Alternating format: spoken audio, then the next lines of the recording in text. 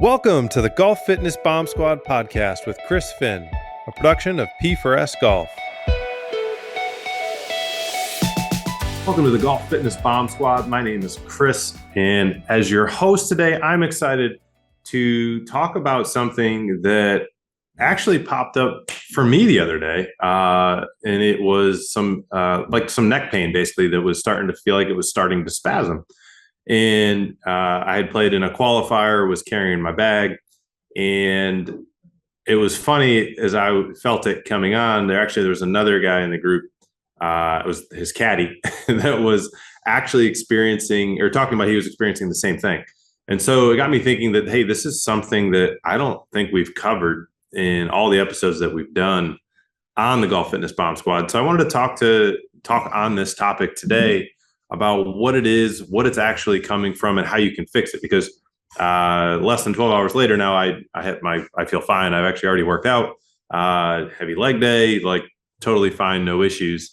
But unfortunately, I feel like for most people listening, you start to feel that neck starting to spasm, and we're talking 2, 3, maybe 7 days before it kind of goes away. And so let's start with the kind of basically the understanding and the agreement that when you start to feel like that upper trap and that goes up into the neck, you start to feel that start to spasm.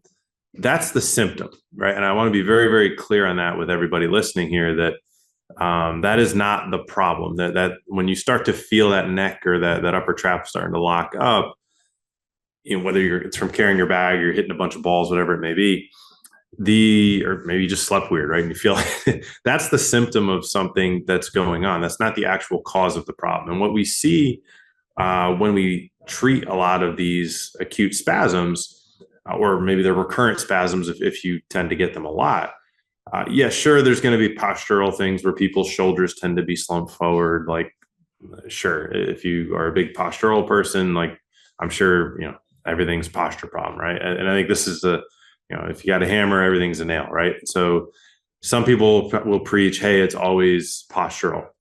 Sometimes it can be. A lot of times it's not. Even the posture, maybe that's a symptom, right? So then people say, oh, you have, your facet is off, or then maybe they're more of a structural person, right? And so everything is structural. Can that be? Sometimes you get a locked up muscle that sometimes can pull vertebrae off center or off alignment. And you could also have something that occurs in the neck and the alignment's off, and that causes it, right? It can go both ways, right? Then you end up in a chicken or the egg conversation. Again, in both cases, we're talking about that the problem, is the neck pain.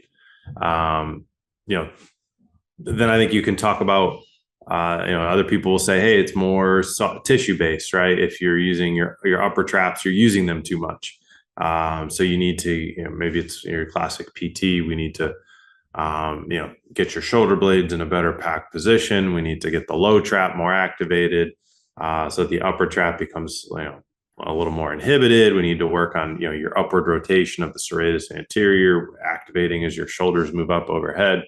All that's totally correct too. And so I think the reason I'm bringing this up to start is because there's a lot of theories, a lot of practices that are actually make sense. That yes, I agree with all of them. There's some cases, and I think it's important to understand if you're going to see somebody for your neck being bugging you, you want them to have all of that in their repertoire. If it is a vertebrae, can they manipulate it to get it back in place? If it is the tissue that's pulled it, can they release the tissue and put it back in place, right? If it's something postural, can they release the tissue so that the symptom gets better? And then can they actually train you so that you have improved posture if that truly was the cause? So all that said to say, it could be a lot of different things, okay? And to truly understand, you're going to obviously recommend you go see somebody. But what I'm going to talk about today is going to be what is the most common reason for the pain that it pops up like that? And what is the simplest DIY way that you can handle it yourself? Now, if you go through and you do this and it's still bugging you, then obviously it could be one of these other things. You probably need to go see somebody. You could jump on a call. We could help you, at least maybe tell you what we think it is based on the assessment and give you direction of whether it's exercise or tissue work, or maybe you need to go see somebody locally for hands-on manual therapy, whatever it may be. But let's get to what it usually is a problem in the shoulder, right? So what typically will happen is, if you look at, particularly in golfers, right? And that's what we're going to do this in relation to, because it's a golf podcast. So when you look at the lack of ability for the shoulder to externally rotate, right? The ability for that shoulder to rotate backwards. Think of a quarterback or a pitcher in baseball or football, and when they throw and they cock their arm back as it comes, right before it comes forward, that the hand is way behind the body and the shoulder. That's called external rotation, right? We need a lot of that in the golf swing, particularly on our trail side, but also on the lead side as we follow through. And in order for that to occur, external rotation to occur, there has to be lengthening of the muscles that internally rotate, particularly the subscapularis, the lats. Those are probably the two big ones. The pec obviously is involved there as well. Those muscles have to lengthen when you externally rotate, and vice versa. When you internally rotate, then the muscles that externally rotate the shoulder need to, lengthen, right? Your infraspinatus, teres major, minor, those sorts of guys.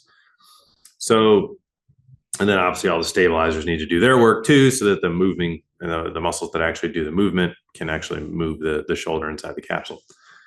What we tend to see, particularly because golf, most injuries are overuse.